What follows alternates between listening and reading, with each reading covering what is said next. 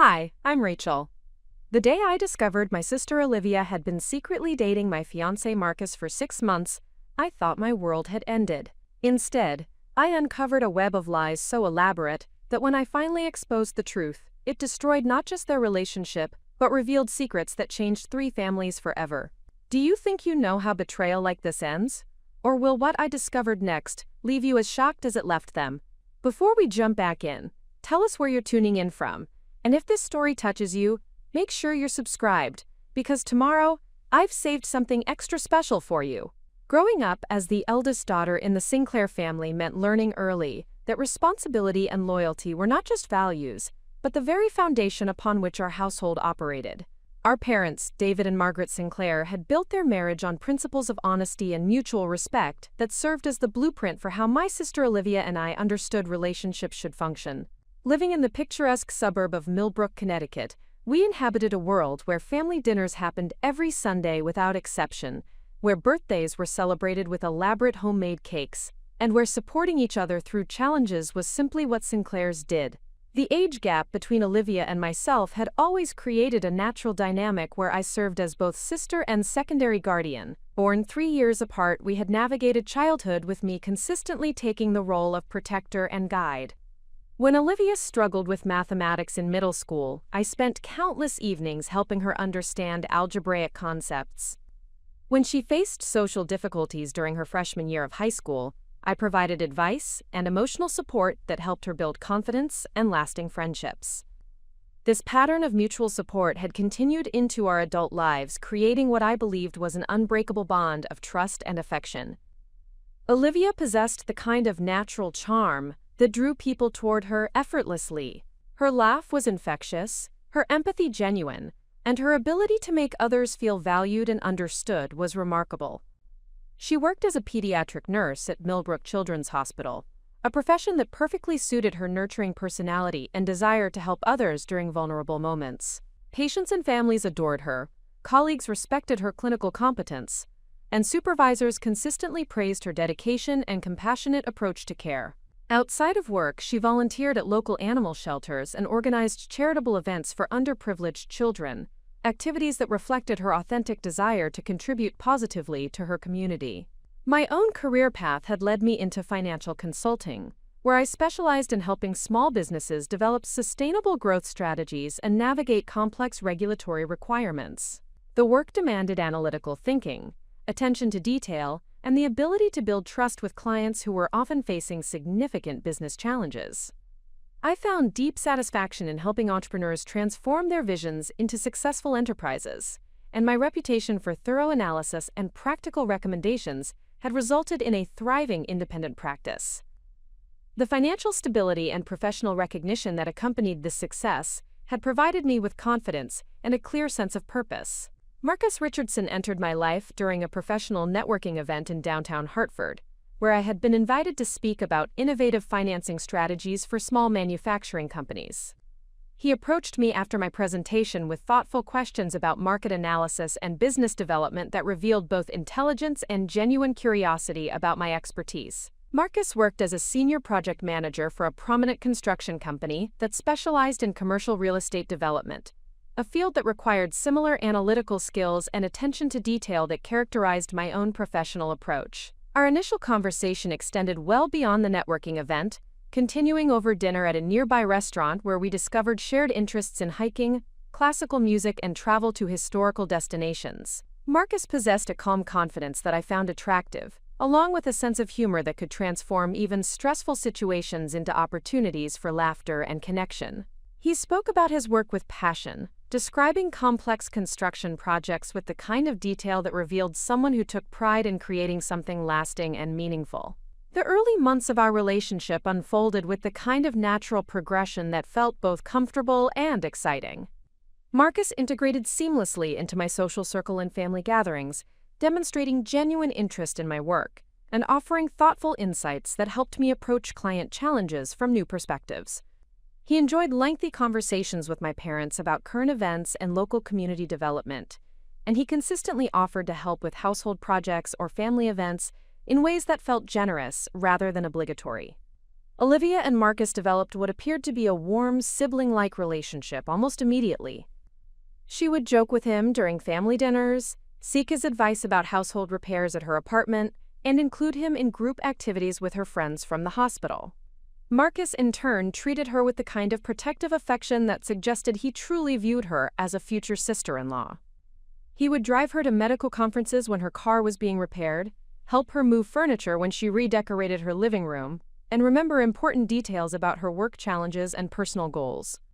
This dynamic felt natural and healthy to me, reflecting the kind of family integration that I had always hoped would characterize my eventual marriage. Marcus demonstrated respect for family relationships and genuine care for people who mattered to me, qualities that reinforced my growing certainty that he was someone with whom I could build a lasting partnership. After 18 months of dating, Marcus proposed during a weekend trip to Martha's Vineyard, presenting an elegant diamond ring while we watched the sunset from a secluded beach. The proposal felt perfect in its simplicity and sincerity, reflecting his understanding of my preference for meaningful moments over elaborate gestures. We had discussed marriage extensively, sharing visions for our future that included career advancement, travel opportunities, and eventually raising children in a stable and loving environment. The engagement period brought new energy to our relationship and family dynamics. Olivia threw herself into wedding planning with enthusiasm that touched me deeply, offering to coordinate vendor meetings, research reception venues, and manage countless details that made the process enjoyable rather than overwhelming. She accompanied me to dress fittings, helped design invitation layouts, and even volunteered to handle the complex logistics of coordinating out-of-town guests. Her involvement felt like a gift, allowing Marcus and me to focus on our relationship while knowing that important practical matters were being handled with care and attention. Marcus appreciated Olivia's contributions to wedding planning and frequently commented on how fortunate we were to have such dedicated family support. He would thank her publicly during family gatherings, acknowledging her efforts in ways that seemed to strengthen their friendship and increase her enthusiasm for helping with wedding preparations. The three of us often met for dinner to discuss wedding details, and these conversations were filled with laughter, shared excitement, and collaborative problem-solving that felt like a preview of the extended family relationships we would enjoy after marriage. During this period, I noticed that Marcus and Olivia had developed inside jokes and shared references that sometimes excluded me from their conversations. Initially, this seemed like a natural result of their increased interaction during wedding planning activities. They would exchange glances when discussing certain vendors or laugh about encounters with difficult caterers in ways that suggested shared experiences I had not witnessed personally. Rather than feeling concerned about this dynamic, I felt grateful that my fiancé and sister had developed a genuine friendship that would continue to enrich our family relationships for years to come. The wedding planning process revealed Marcus's attention to detail and desire to create an event that would be meaningful for both our families. He insisted on personally reviewing catering contracts, visited potential venues multiple times to assess logistics, and spent considerable time researching photographers whose style would capture the emotional significance of our celebration.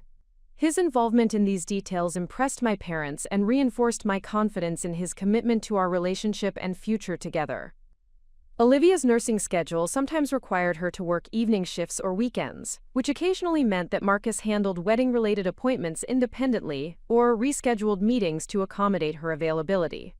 I appreciated his flexibility and consideration for her professional obligations, viewing this adaptability as evidence of his respect for her career and understanding of healthcare industry demands.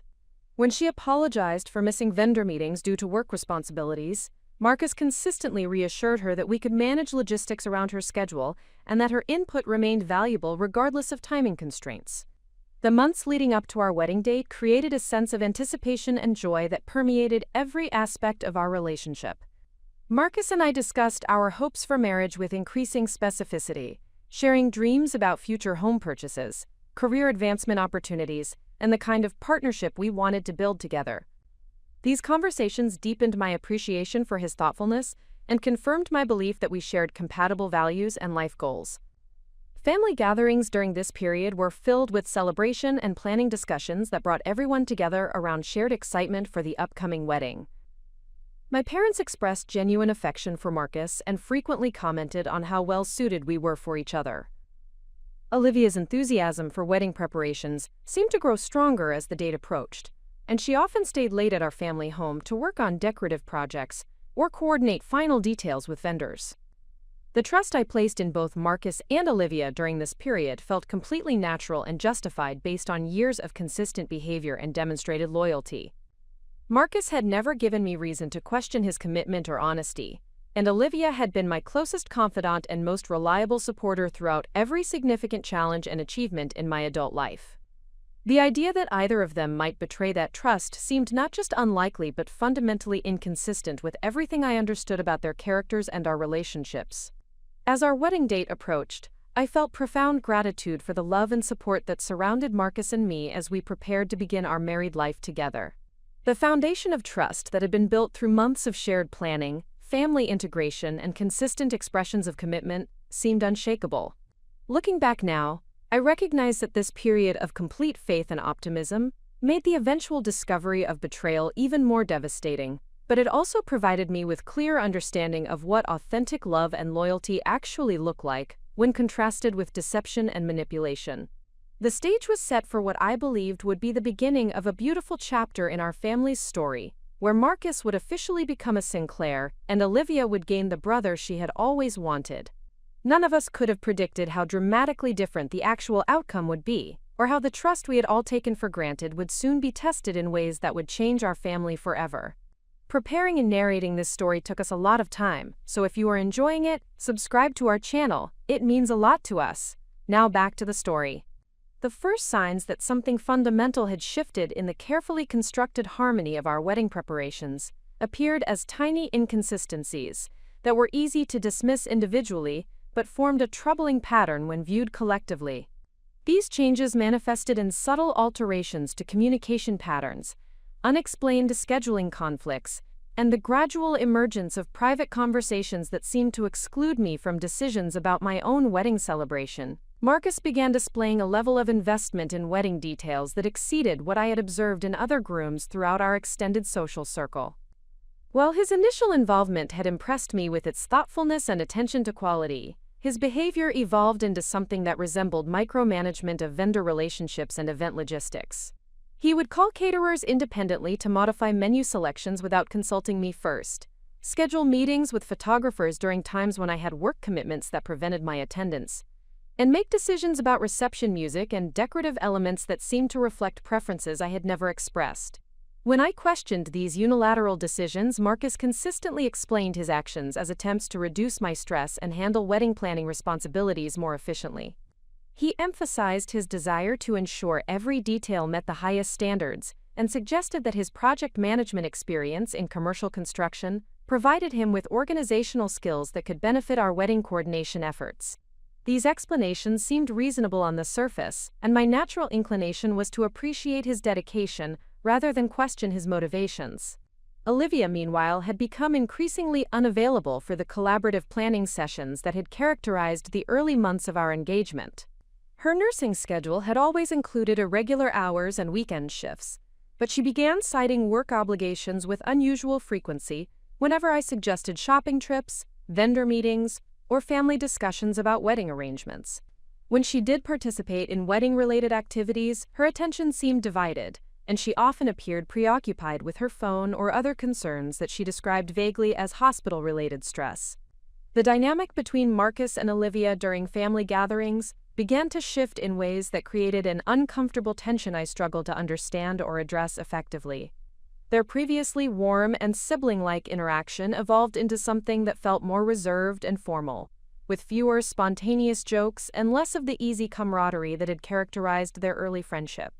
They seemed to communicate through glances and abbreviated comments that carried meaning I could not decipher, creating an atmosphere of exclusion that made me feel like an outsider in conversations about my own wedding. Marcus started arriving at family gatherings either significantly earlier or later than the times we had agreed upon, claiming work emergencies or last-minute project complications that required his immediate attention. When he did arrive, he often seemed distracted and would volunteer to help Olivia with kitchen preparations or other household tasks in ways that removed both of them from group conversations for extended periods. These private interactions in adjacent rooms or outside spaces became increasingly frequent, and their conversations stopped abruptly whenever I approached to join them or offer assistance. The quality of communication between Marcus and myself began to deteriorate in subtle but noticeable ways. Our previously effortless conversations about daily experiences, professional challenges, and future plans became stilted and superficial. Marcus seemed less interested in hearing about my work projects and client successes, and he offered fewer spontaneous observations about his own professional experiences or personal reflections. When I attempted to discuss wedding details or seek his input on decisions that required mutual agreement, he often deferred to suggestions that Olivia had supposedly made during conversations I had not witnessed. Olivia's behavior toward me became characterized by an excessive attentiveness that felt performative rather than genuine. She would ask detailed questions about my emotional state, work stress levels, and relationship satisfaction in ways that seemed calculated to gather information rather than provide sister support. Her expressions of concern about wedding planning pressures and advice about managing pre-marriage anxiety felt scripted and hollow, lacking the authentic empathy that had always characterized our relationship during previous challenging periods. The physical evidence of their increasing collaboration on wedding matters began to accumulate in ways that raised questions about the nature and frequency of their private interactions. Marcus would reference conversations with Olivia about vendor preferences, budget considerations, and timeline adjustments that had occurred without my knowledge or participation. Olivia would mention details about Marcus's work schedule, family obligations, and personal preferences that seemed to require more extensive communication than wedding planning coordination would reasonably necessitate. Text messages and phone calls between Marcus and myself became less frequent and more focused on logistical coordination rather than the emotional connection and daily sharing that had previously characterized our communication patterns. When I commented on this change, Marcus attributed it to increased work responsibilities and the natural reduction in novelty that accompanies longer relationships. He suggested that married couples typically communicate less intensively than dating couples and that our evolving patterns represented healthy relationship maturation rather than declining intimacy. Olivia's social media activity began to include more frequent references to spending time with unnamed friends and attending events that she described in deliberately vague terms. Her Instagram posts featured photographs from restaurants, hiking trails, and cultural venues that she visited without inviting me to join her or mentioning these activities during our regular conversations. When I asked about these outings, she explained them as spontaneous decisions with work colleagues or casual acquaintances that would not have interested me, based on her understanding of my preferences and schedule constraints. The wedding planning timeline began to experience unexplained delays and complications that Marcus and Olivia seemed unusually well informed about, despite the fact that I was supposedly the primary contact for vendor coordination. Catering contracts required multiple revisions due to menu changes that neither of them could adequately explain. Photography packages were modified to include additional services that I had not requested and could not recall discussing. Reception venue arrangements were altered to accommodate special requirements that seemed to have been communicated through channels that did not include my direct involvement. Marcus's approach to discussing our post-wedding plans became increasingly evasive and non-committal. Previously enthusiastic conversations about honeymoon destinations, housing decisions, and career coordination gave way to vague statements about maintaining flexibility and waiting to see how circumstances developed after the marriage ceremony. When I pressed for more specific discussions about our future living arrangements or professional goals, Marcus suggested that such detailed planning might create unnecessary pressure, and that successful marriages required adaptability rather than rigid expectations. The emotional intimacy that had been a defining characteristic of my relationship with Marcus began to diminish in ways that were difficult to quantify but impossible to ignore. Our conversations lacked the depth and vulnerability that had previously made me feel deeply understood and valued. Physical affection became more routine and less spontaneous, as if Marcus was fulfilling relationship obligations rather than expressing genuine desire for connection. When I attempted to address these changes directly, he dismissed my concerns as pre-wedding anxiety and suggested that my heightened emotional sensitivity was creating problems where none actually existed. Olivia's nursing colleagues began making comments that suggested she had been discussing personal relationship matters with coworkers in ways that seemed unusual given her typical privacy about family affairs.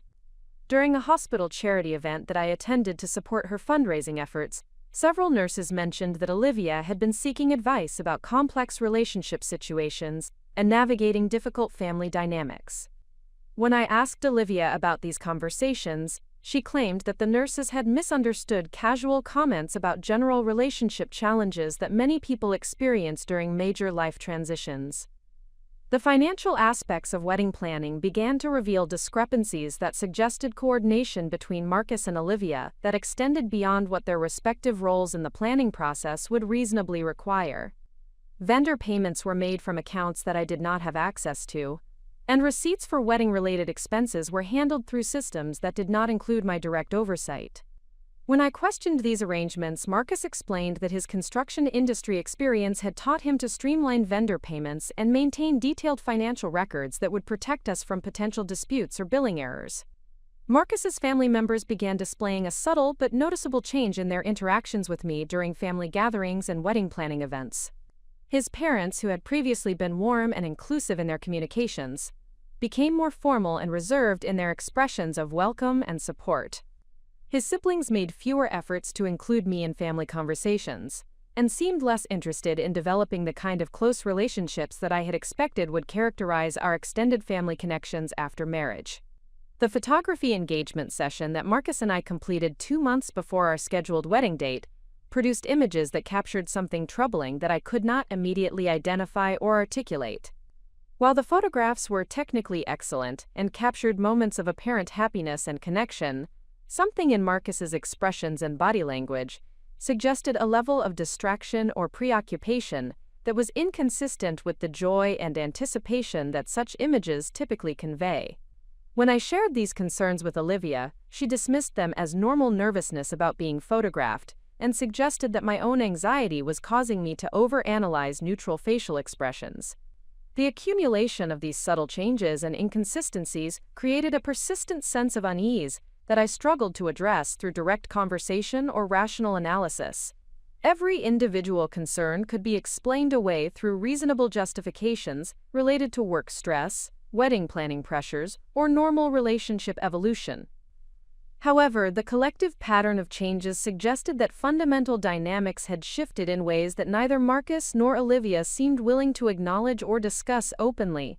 The trust that had served as the foundation for all of my most important relationships was beginning to feel less secure, though I lacked concrete evidence to justify the growing suspicion that something significant was being concealed from me. The possibility that Marcus and Olivia might be betraying my trust seemed so fundamentally inconsistent with everything I believed about their characters and our relationships that I dismissed such thoughts as paranoid and unworthy of serious consideration. Nevertheless, the pattern of unexplained changes continued to accumulate, creating an atmosphere of tension and uncertainty that made the final weeks before our wedding feel fraught with anxiety rather than filled with joyful anticipation. The foundation of trust that had seemed so solid and reliable was developing cracks that would soon prove to be far more serious than I could have imagined, setting the stage for discoveries that would shatter my understanding of the people I loved most and trusted completely. The moment that transformed suspicion into devastating certainty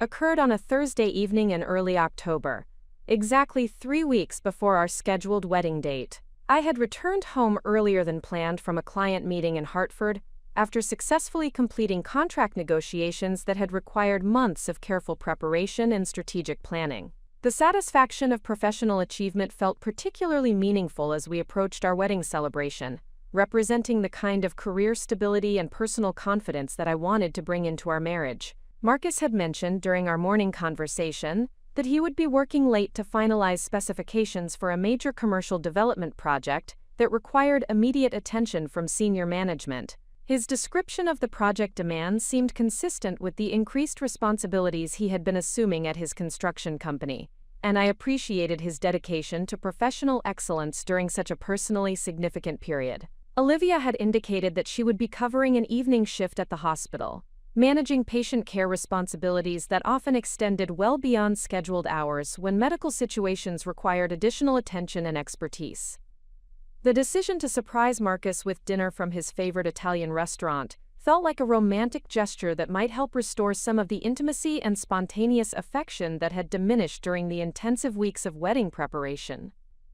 I selected dishes that represented our shared preferences and included the specific wine that we had enjoyed during our engagement celebration, anticipating an evening of connection and relaxation that would remind us both of the joy and partnership that had brought us to this moment in our relationship.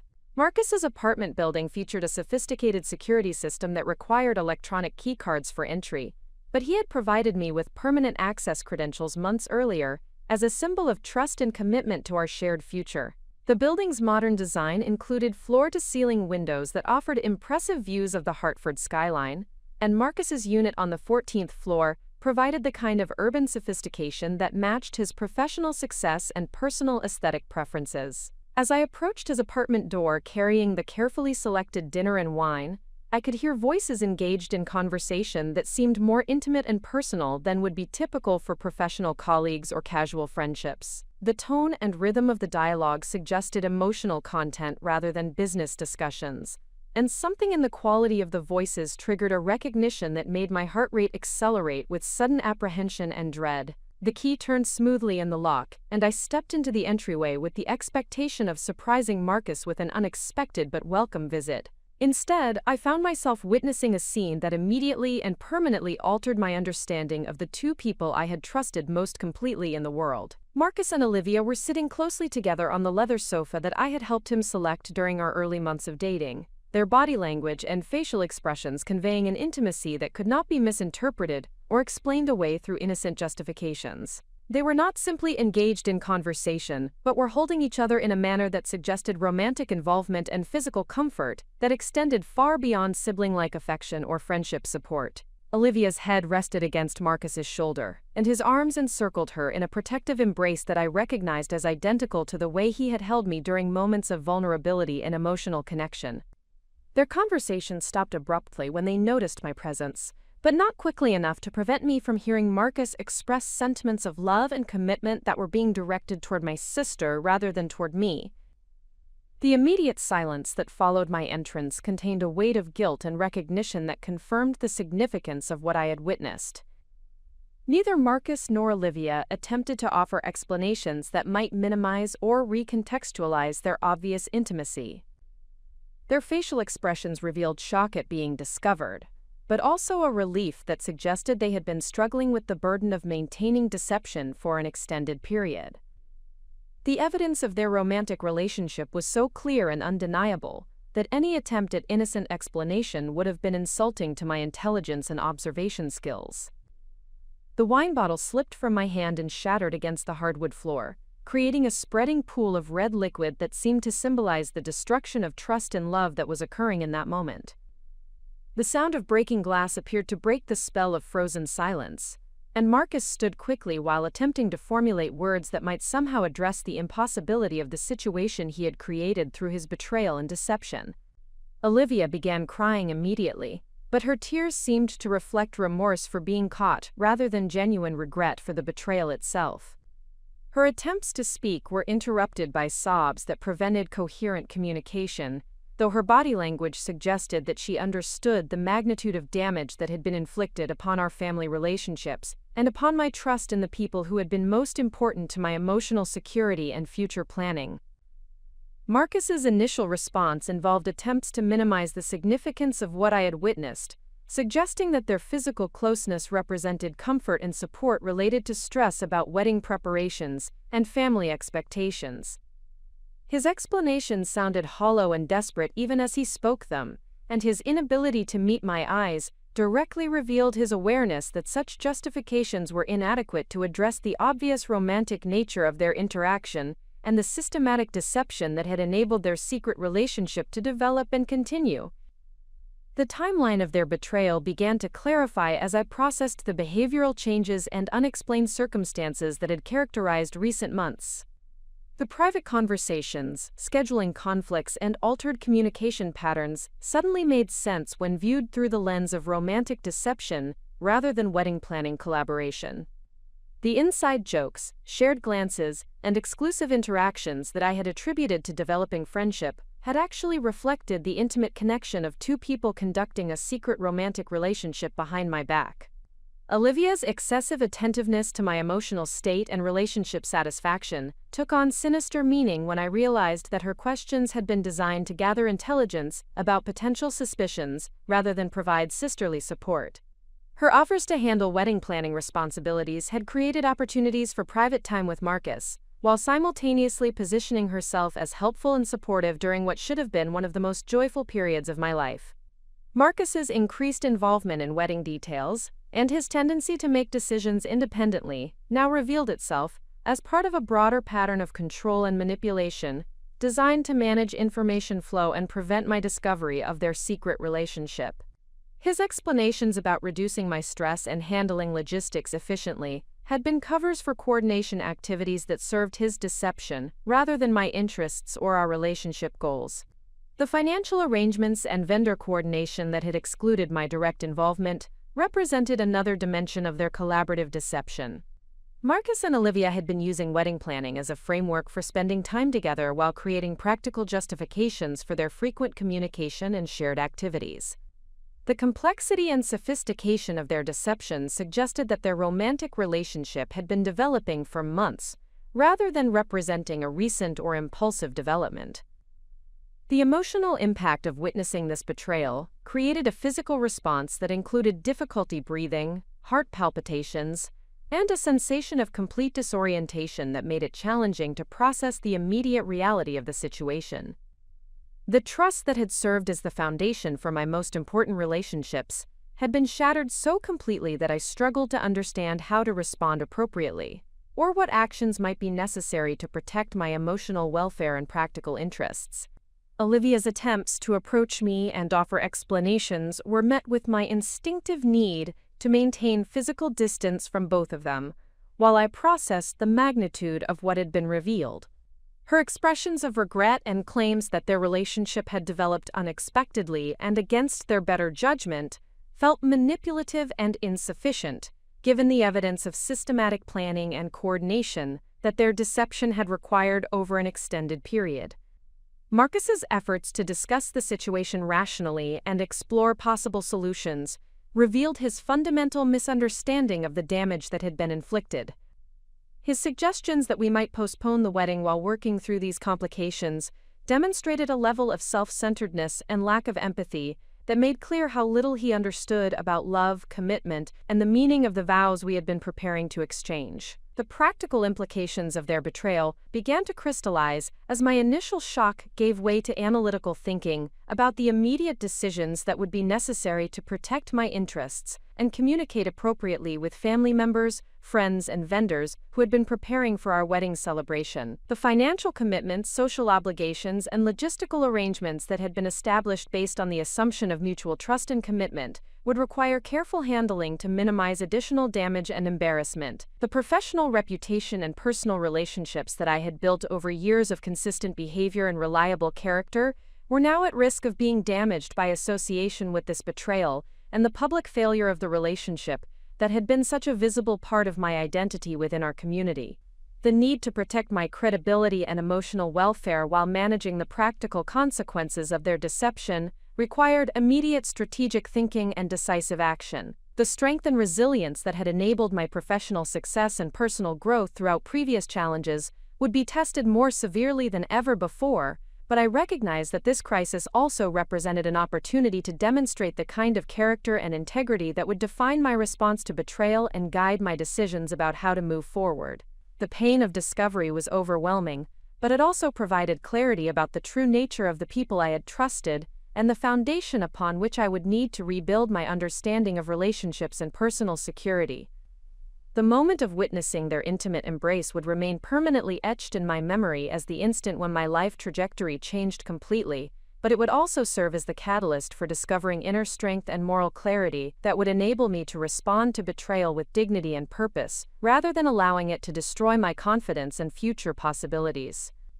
The immediate aftermath of discovering Marcus and Olivia's betrayal required me to summon every ounce of professional composure and strategic thinking that had made me successful in high-stakes business negotiations. Rather than allowing emotion to dictate my response, I drew upon the analytical skills that had enabled me to guide clients through complex financial crises and transform that methodology into a framework for protecting my interests during this personal catastrophe. The first critical decision involved departing from Marcus's apartment with dignity intact while avoiding any statements or actions that might compromise my position in the inevitable confrontations and negotiations that would follow. Marcus's attempts to initiate immediate discussion about their relationship and potential solutions were met with my deliberate silence and controlled exit, communicating clearly that I would not be manipulated into hasty decisions or emotional responses that could be used against me later.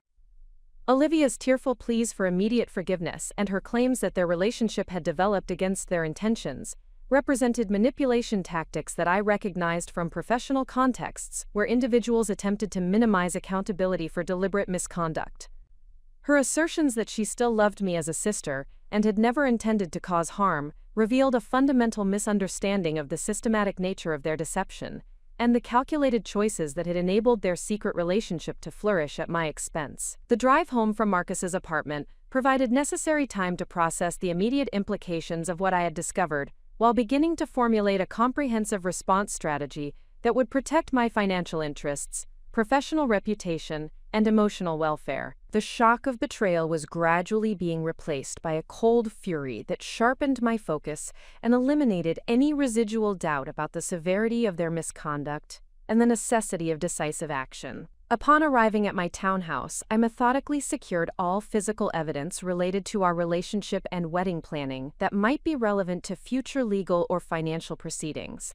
This included copying financial records, preserving communication histories, and documenting the scope of wedding-related expenses and commitments that had been made based on fraudulent representations about Marcus's commitment to our relationship and future together. The engagement ring that had once symbolized love and commitment now represented evidence of fraudulent inducement and breach of promise that might have legal implications depending upon Connecticut state laws regarding engagement contracts and wedding-related financial obligations. Rather than acting impulsively to return or dispose of the ring, I secured it along with other valuable items and documentation that might prove relevant to protecting my interests during the dissolution of our relationship. The immediate practical challenge involved determining how to communicate the cancellation of our wedding to family members, friends, and vendors without providing detailed explanations that might compromise my position or create unnecessary drama before I had fully assessed the situation and developed a comprehensive response strategy. The professional reputation and personal relationships that I had cultivated over years of consistent behavior required careful protection during this crisis to ensure that their betrayal would not damage my standing within our community. My parents deserved immediate notification about the wedding cancellation, but the conversation required careful consideration of how much information to share about the circumstances that had led to this decision. David and Margaret Sinclair had invested considerable emotional energy and financial resources in supporting our wedding preparations, and they had developed genuine affection for Marcus that made his betrayal particularly painful and confusing for them to understand and process. The telephone conversation with my parents was conducted with professional restraint that focused on factual information about the wedding cancellation, while avoiding detailed descriptions of the betrayal that had necessitated this decision. I explained that I had discovered fundamental incompatibilities that made marriage inadvisable, and that the wedding would not proceed as scheduled, emphasizing that this decision was final, and that I would provide additional details when appropriate after having time to process the situation more completely. Their immediate expressions of concern and offers of support reinforced my appreciation for the stable family foundation that had provided me with the strength and values necessary to navigate this crisis with integrity and purpose. Their questions about whether reconciliation might be possible were answered with firm statements that the relationship was permanently ended, though I refrained from providing specific details about Marcus and Olivia's relationship that would cause additional pain and complication for family dynamics. The vendor cancellation process required immediate attention to minimize financial penalties and protect my credit reputation, while managing the complex logistics of unwinding catering contracts, venue reservations, photography agreements, and numerous other commitments that had been established based on the assumption that the wedding would proceed as planned. Each vendor conversation required diplomatic explanations that avoided specifics about the reason for cancellation, while negotiating the most favorable possible terms for contract termination. The wedding dress that had been carefully selected and fitted to represent the beginning of a new chapter in my life now served as a painful reminder of betrayal and misplaced trust. Rather than disposing of it immediately or allowing it to become a source of ongoing emotional distress, I arranged for professional preservation and storage, while I determined whether it might have value for future donation or resale that could offset some of the financial losses associated with wedding cancellation. Marcus's attempts to contact me through phone calls, text messages, and email were met with complete silence as I focused on protecting my emotional welfare and maintaining strategic advantage by refusing to engage in conversations that might provide him with information about my plans or emotional state. His messages alternated between expressions of regret and attempts to minimize the significance of his relationship with Olivia, demonstrating a fundamental failure to understand the magnitude of his betrayal and the permanent damage he had inflicted upon our relationship. Olivia's communication attempts were similarly ignored as I processed the reality that the person I had trusted most completely in my life had been systematically deceiving me, while pretending to provide support and assistance during one of the most important periods of my life. Her claims of love and regret felt hollow and manipulative when contrasted with the evidence of systematic planning and coordination that their secret relationship had required over many months. The professional network that I had developed through years of successful client relationships provided an unexpected source of strength and practical assistance during this crisis. Several colleagues who had experience with family law and contract disputes offered confidential advice about protecting my interests and ensuring that Marcus's betrayal would not result in additional financial or legal complications that might damage my business reputation or personal security. The investigation that I initiated into the timeline and scope of Marcus and Olivia's relationship revealed evidence of deception that extended far beyond what I had initially observed at his apartment. Credit card records, social media activity, and communication patterns suggested that their romantic involvement had been developing for at least 6 months, encompassing the entire period during which they had been pretending to provide collaborative support for our wedding planning, while systematically betraying my trust and manipulating my perceptions. The discovery that they had been taking romantic trips together while claiming to handle wedding-related business or attend separate professional obligations represented a level of calculated deception that transformed my understanding of their characters and motivations. These trips included weekend getaways to destinations that Marcus and I had discussed visiting together, revealing not only betrayal but also a cruel appropriation of shared dreams and plans that we had developed as a couple.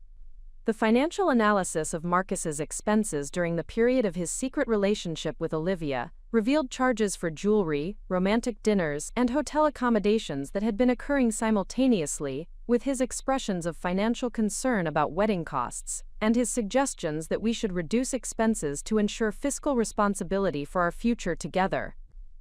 The hypocrisy and manipulation represented by these parallel financial commitments provided additional evidence of systematic deception that had been carefully planned and executed over an extended period.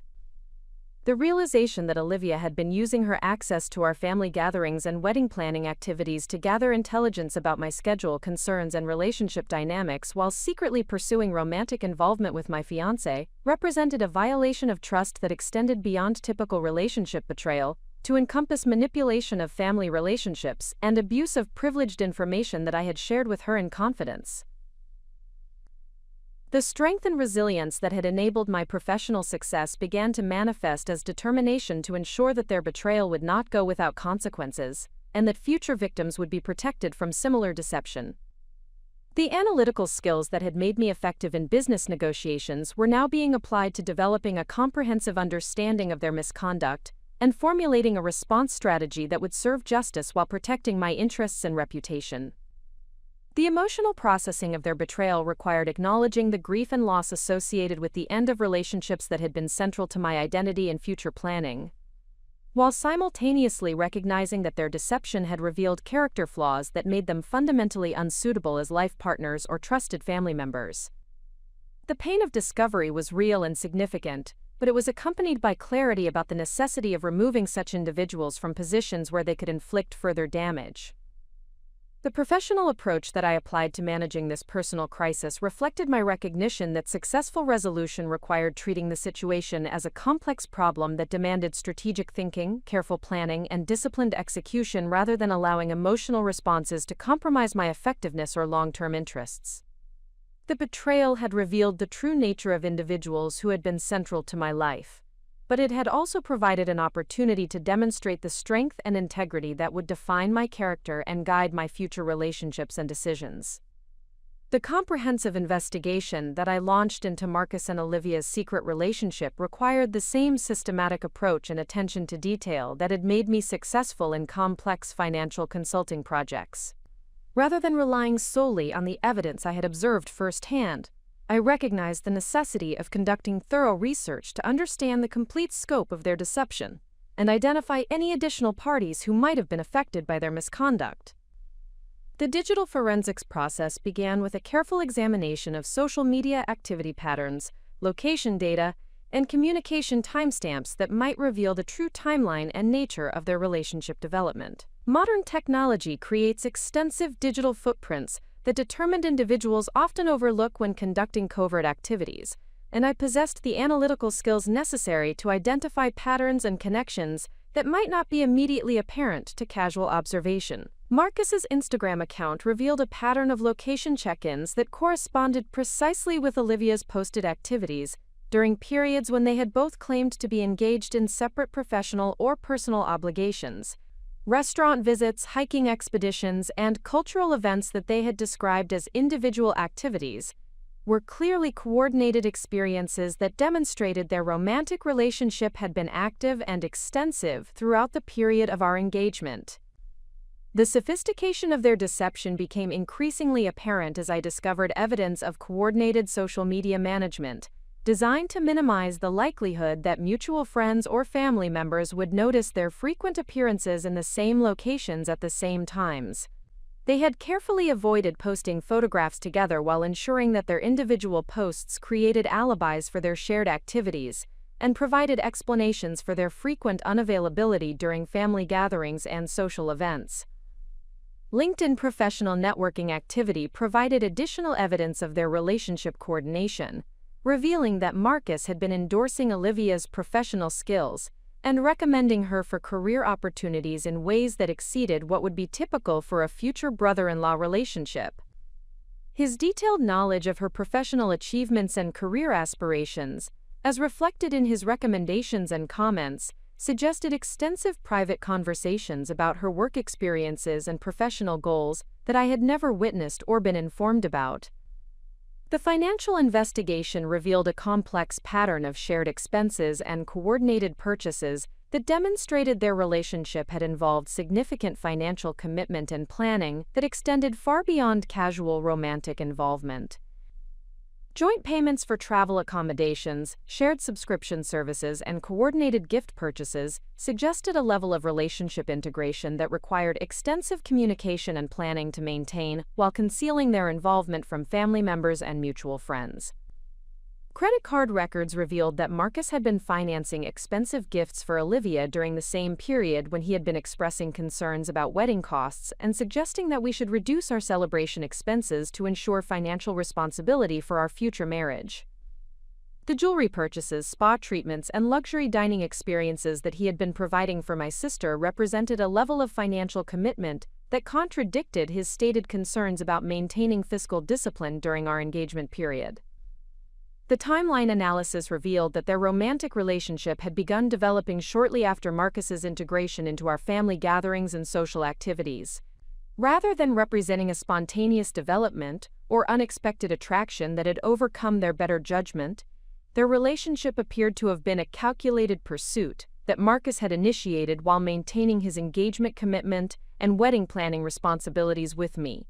The geographic analysis of their activities revealed that they had been conducting their relationship across multiple locations throughout Connecticut and neighboring states, suggesting a level of planning and coordination that required extensive communication and scheduling to avoid detection by family members or mutual acquaintances. Weekend trips to Vermont, Rhode Island, and Massachusetts had been conducted under the guise of separate professional obligations or individual recreational activities, while actually representing romantic getaways that provided them with privacy and anonymity. The discovery of a joint savings account that Marcus and Olivia had established 6 weeks before our scheduled wedding date represented perhaps the most shocking evidence of their long-term planning and commitment to a shared future that explicitly excluded me from their considerations. The account had been funded through regular contributions from both parties and appeared to be designated for future travel expenses and shared living arrangements that they had been planning while simultaneously participating in our wedding preparations. The investigation into Olivia's nursing schedule revealed that she had been manipulating her shift assignments and requesting specific time-off periods that corresponded precisely with Marcus's availability for romantic activities. Her claims about being required to work during family gatherings and wedding planning events were systematically false, representing deliberate deception designed to create opportunities for private time with Marcus, while maintaining her image as a dedicated healthcare professional with demanding work obligations. The examination of their communication patterns revealed extensive text message exchanges, email correspondence, and phone call records that demonstrated daily contact and emotional intimacy that extended far beyond what their individual relationships with me would have required for wedding planning coordination. The frequency and duration of their private communications suggested that their romantic relationship had become the primary emotional commitment for both parties, while they maintained superficial engagement with wedding preparations and family obligations. The most disturbing discovery emerged from a deeper investigation into Marcus's background and previous relationship history. Public records and professional networking research revealed that Marcus Richardson was not his legal name and that he had been married previously under a different identity in Massachusetts. The marriage had ended in divorce proceedings that included restraining orders and allegations of financial fraud that had been settled through confidential agreements that prevented public disclosure of specific misconduct details. The realization that I had been unknowingly involved with someone who had concealed his true identity in previous marriage represented a level of deception that extended far beyond the betrayal with Olivia to encompass systematic fraud about his fundamental qualifications as a marriage partner. The professional credentials, employment history, and personal background that he had presented during our relationship contained significant fabrications and omissions that called into question every aspect of his character and integrity. The discovery that Marcus's construction company employment was actually a temporary contract position, rather than the permanent senior management role he had described, meant that his financial stability and professional prospects were far different from what he had represented during our relationship. The impressive apartment, luxury vehicle, and affluent lifestyle that had impressed me and my family were being financed through credit arrangements and temporary income sources that were unsustainable for long-term financial planning. The investigation into his previous marriage revealed that his former wife had filed legal proceedings alleging systematic financial deception, emotional manipulation, and infidelity that bore striking similarities to the misconduct I was currently experiencing. The court records suggested a pattern of behavior that involved gaining access to family resources and social networks through romantic relationships while maintaining secret commitments that served his personal interests at the expense of his stated partners. The realization that Olivia might not be the only victim of Marcus's deceptive practices prompted additional research into his current social and professional networks. LinkedIn connections and social media interactions suggested that he maintained active communication with multiple women who appeared to believe they had exclusive romantic relationships with him, indicating that his capacity for simultaneous deception extended beyond the situation involving my sister. The evidence suggested that Marcus possessed sophisticated skills in manipulation and deception that enabled him to maintain multiple romantic relationships while preventing any individual partner from discovering the others.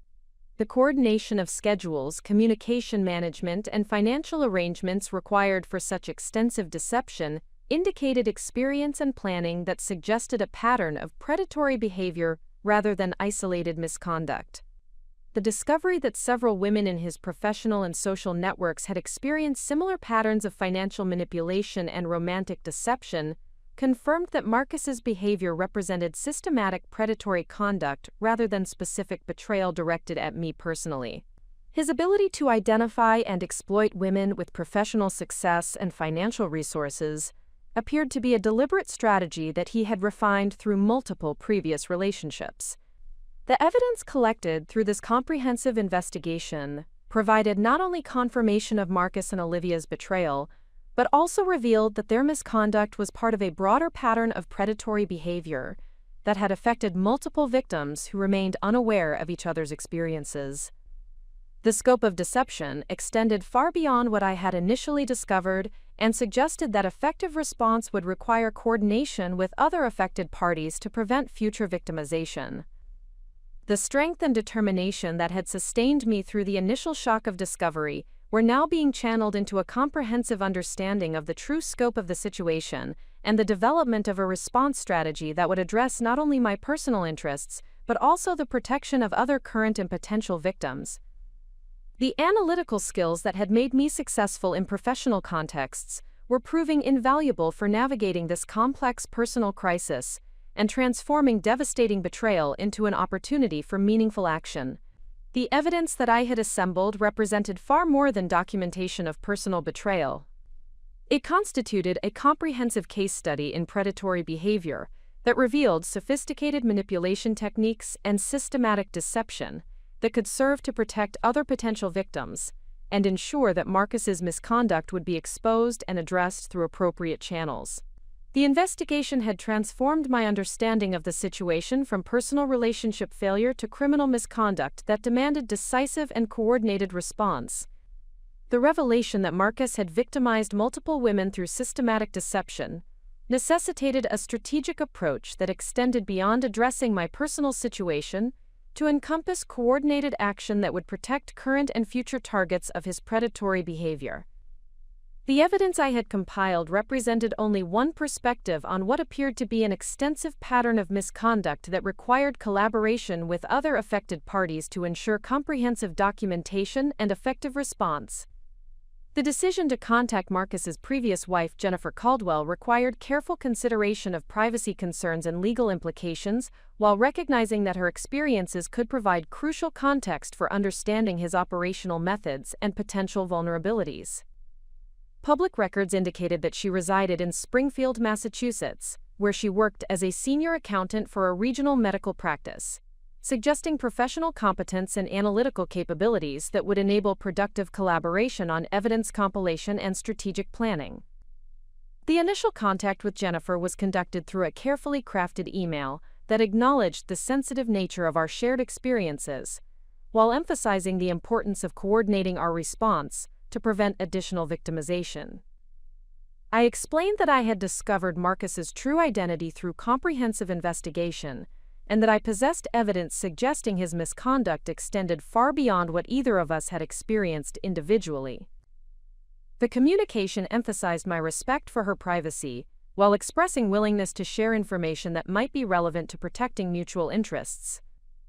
Jennifer's response arrived within 24 hours and revealed that she had been conducting her own investigation into Marcus's current activities after discovering that he had violated the terms of their divorce agreement by misrepresenting his employment status and financial resources to avoid proper spousal support obligations. Her legal background and professional analytical skills had enabled her to compile extensive documentation of his deceptive practices that complemented and strengthened the evidence I had gathered independently. The collaboration between Jennifer and myself quickly evolved into a comprehensive intelligence-sharing operation that revealed the sophisticated nature of Marcus's deception strategies and the extent of his current predatory activities. Her insights into his psychological manipulation techniques and financial fraud methods provided crucial context for understanding how he had successfully maintained simultaneous relationships while preventing detection by any individual victim. Jennifer's experience with Marcus's deception had begun during their marriage when she discovered that he maintained secret financial accounts and credit arrangements that he used to finance activities she was unaware of, including expensive gifts for other women, and travel expenses for romantic encounters that occurred during periods when he claimed to be attending professional conferences or visiting family members. The pattern of financial deception that she had documented during their divorce proceedings provided a template for understanding his current misconduct. The investigation revealed that Marcus had been operating under multiple identities across different geographic regions, using variations of his name and employment history to create distinct personas that enabled him to pursue relationships in separate social and professional networks without risk of discovery by comparing notes among his various targets. The sophistication of this identity management suggested extensive experience and planning that indicated professional-level deception capabilities. The coordination between Jennifer and myself enabled us to identify 3 additional women who appeared to be current targets of Marcus's deception based on social media analysis and professional networking activity. Each woman appeared to believe she was in an exclusive romantic relationship with Marcus, and none were aware of the other's existence or of his previous marriage and pattern of predatory behavior. Sarah Williams, a nurse practitioner from New Haven, had been dating Marcus for approximately 4 months, under the belief that he was recently divorced and seeking a serious long-term relationship that might lead to marriage. Her social media posts indicated that she had been financing expensive dinner dates and weekend trips based on Marcus's claims of temporary financial constraints related to his divorce settlement and career transition. Dr. Amanda Chen, a pediatric surgeon from Boston, had been involved with Marcus for nearly 8 months through what she believed was a long-distance relationship that prevented frequent in-person meetings but included regular communication and financial support for his claimed business development projects. Her professional success and financial resources had made her an attractive target for his fraudulent investment schemes. Lisa Rodriguez, a marketing executive from Hartford, had been dating Marcus for 6 months while believing that his limited availability was due to demanding work commitments and family obligations that required discretion about their relationship until certain professional situations were resolved. Her corporate connections and industry knowledge had provided Marcus with networking opportunities that he was leveraging for additional fraudulent business ventures. The systematic approach to contacting these women required careful consideration of their emotional welfare and professional reputations, while ensuring that they received accurate information about Marcus's misconduct before suffering additional financial or emotional damage.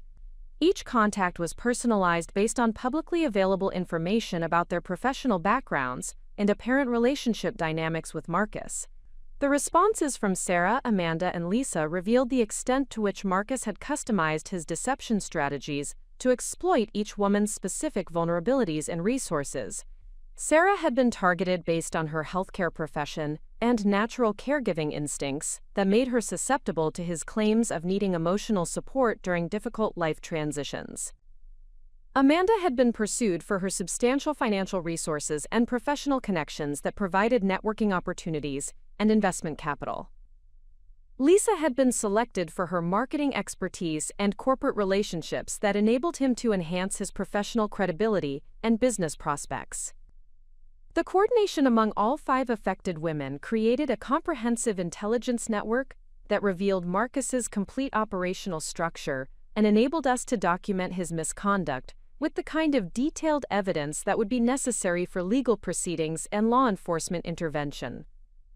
The collaboration also provided mutual emotional support that helped each individual process the betrayal while maintaining focus on protective action rather than being overwhelmed by personal devastation. Jennifer's legal expertise proved invaluable for ensuring that our evidence compilation would meet professional standards for criminal and civil proceedings. Her experience with divorce litigation and financial fraud documentation enabled us to organize our evidence in formats that would be admissible in court proceedings and useful for law enforcement investigations. The financial analysis conducted across all 5 relationships revealed that Marcus had defrauded us collectively of more than $200,000 through various schemes involving fake investment opportunities, fabricated business emergencies, and systematic misrepresentation of his income and assets. The scope of financial damage provided clear evidence of systematic criminal behavior that warranted prosecution through appropriate legal channels. The pattern analysis of his relationship management techniques revealed sophisticated psychological manipulation strategies that enabled him to maintain emotional control over multiple women simultaneously, while preventing any individual from developing sufficient suspicion to investigate his background or compare experiences with others. His ability to compartmentalize relationships and customize his persona for each target demonstrated experience that suggested extensive previous victimization beyond what we had identified. The discovery that Marcus had been planning to relocate to Florida while maintaining his Connecticut relationships revealed the next phase of his operational strategy, which involved establishing new geographic bases for expanded predatory activities while continuing to exploit existing relationships through long-distance communication and periodic visits. His relocation plans included establishing false business credentials and professional references that would enable him to access new social and professional networks. The evidence compilation process revealed that Olivia's involvement in his deception represented a departure from his typical operational methods, which generally avoided compromising family relationships that might complicate his ability to maintain social credibility within established networks. Her participation in his misconduct suggested either exceptional manipulation on his part or willing collaboration that made her complicit in criminal activity rather than simply another victim. The investigation into Olivia's financial activities during the period of her secret relationship with Marcus revealed that she had also been providing him with financial support and had co-signed credit applications that created legal obligations she appeared to be unaware of when making those commitments. Her nursing salary and excellent credit history had made her an attractive target for financial exploitation that extended beyond the romantic manipulation I had initially observed. The coordination among affected women provided the foundation for developing a comprehensive response strategy that would address both immediate protective needs and long-term prevention of additional victimization. The evidence we had compiled represented the most thorough documentation of Marcus's criminal behavior and provided multiple avenues for legal action and law enforcement intervention. The strength and resilience that each woman demonstrated through her willingness to participate in this collaborative investigation reflected the professional competence and personal integrity that had initially made us attractive targets for Marcus's deception. Our collective response transformed individual victimization into coordinated action that would ensure accountability and protection for potential future targets. The transformation from isolated victims to coordinated advocates represented a powerful example of how individual strength and professional competence could be leveraged to create meaningful change that extended far beyond personal interests to encompass community protection and criminal justice. The evidence compilation and strategic coordination that we had accomplished demonstrated that sophisticated predatory behavior could be effectively countered through systematic investigation and collaborative response. The comprehensive evidence compilation undertaken by our coalition of affected women required professional-grade documentation and legal preparation to ensure that Marcus's criminal behavior would result in appropriate prosecution and prevent future victimization. The complexity of his multi-state operations and sophisticated deception strategies necessitated coordination with law enforcement agencies and legal professionals who possessed the expertise and authority to address criminal conduct that crossed jurisdictional boundaries and involved multiple categories of fraud and misconduct. The decision to engage professional investigative services was driven by the recognition that our collaborative efforts, while extensive and well-organized, required additional resources and expertise to ensure that all relevant evidence was properly preserved and that our documentation would meet the rigorous standards required for criminal prosecution and civil litigation.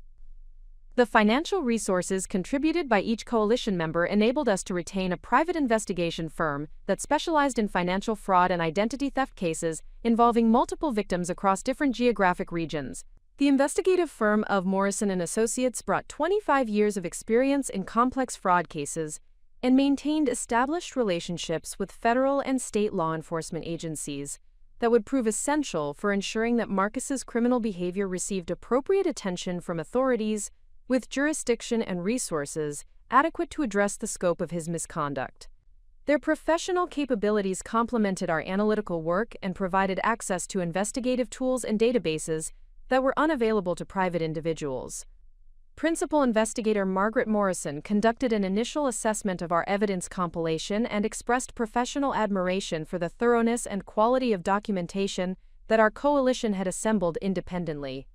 Her evaluation confirmed that our evidence provided a solid foundation for criminal prosecution, while identifying specific areas where additional investigation could strengthen the case and ensure that all relevant misconduct was properly documented and addressed through appropriate legal channels. The professional investigation revealed additional victims who had not been identified through our initial social media and networking analysis. Database searches and financial record analysis uncovered evidence that Marcus had victimized at least 12 women over the past 5 years, through various schemes involving identity fraud, financial manipulation, and systematic romantic deception that had resulted in combined financial losses exceeding $800,000.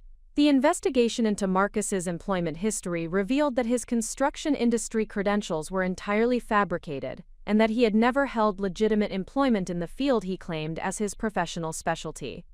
His impressive knowledge of construction terminology and project management techniques had been acquired through online research and brief temporary employment with contractors who had terminated his services after discovering irregularities in his background verification and professional references.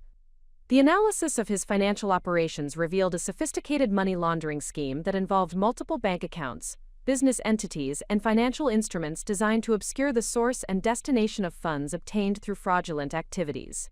His ability to maintain an affluent lifestyle while avoiding legitimate employment was supported by systematic theft from romantic partners combined with credit fraud and identity manipulation that enabled him to access financial resources under false pretenses. The investigation uncovered evidence that Marcus had been planning to establish similar operations in international locations where extradition procedures and law enforcement coordination would complicate prosecution efforts if his domestic activities were discovered. His research into international banking regulations and immigration requirements suggested sophisticated planning for expanding his criminal enterprise beyond United States jurisdiction. The professional documentation of his criminal behavior provided the foundation for coordinating with federal authorities whose jurisdiction encompassed interstate fraud and identity theft violations that carried substantial penalties and enabled comprehensive prosecution of his criminal enterprise. The FBI Financial Crimes Division expressed significant interest in our case based on the scope of victimization and the sophisticated nature of the criminal operations that had been documented through our collaborative investigation.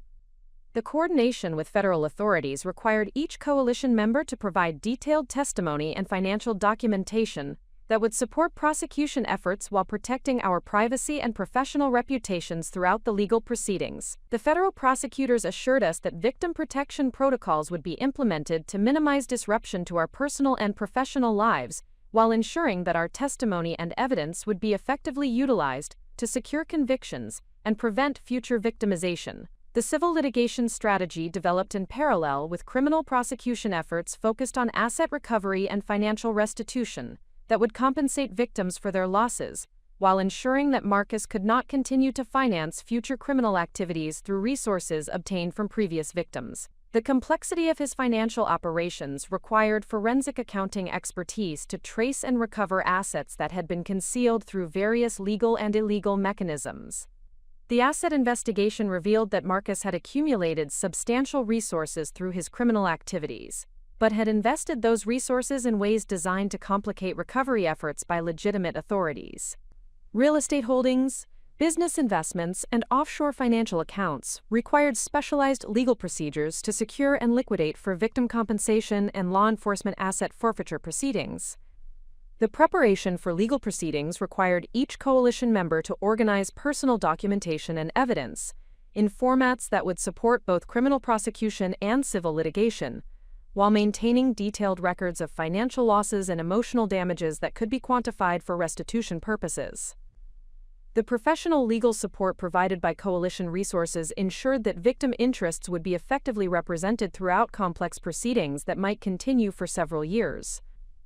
The investigation into Olivia's involvement in Marcus's criminal activities revealed that her participation extended beyond simple romantic manipulation to include active collaboration in financial fraud and identity deception schemes that made her legally liable as an accomplice rather than simply another victim.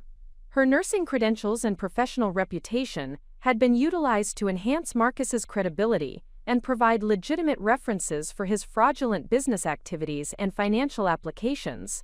The evidence of Olivia's willing participation in criminal activities necessitated a painful reassessment of our family relationships and her potential legal liability for the damage inflicted upon other victims through her collaboration with Marcus's deception schemes.